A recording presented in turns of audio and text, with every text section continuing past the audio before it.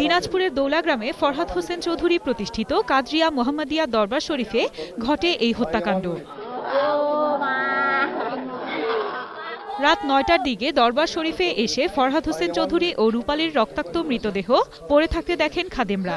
খবর ছড়িয়ে পড়লে দরবার শরীফে ভিড় শুরু করে মুরিদরা। কারেন্ট দিছে ৭টা থেকে ৭টা ৩ আসছে ৮টা ৩। তারপর আমরা তো কিছু বুঝতে পারি নাই, কোনো শব্দই নাই। বাবা সারা না, অনেকক্ষণ থেকে ডাক আছে।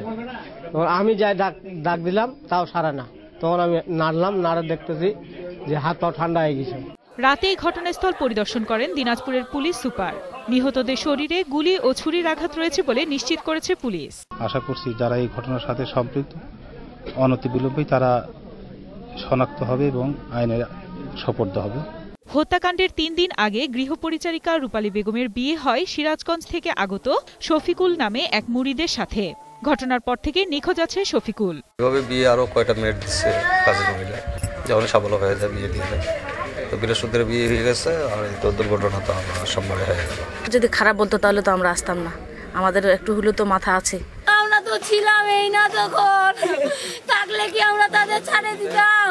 বোচাগঞ্জের দৌলা গ্রামে 2010 সালে কাদরিয়া মোহাম্মদিয়া দরবার শরীফ প্রতিষ্ঠা করেন ফরহাদ হোসেন চৌধুরী। হত্যাকাণ্ডের পরপরই মুরিদদের মধ্যে আতঙ্ক বিরাজ করছে। Desk report, 21 television.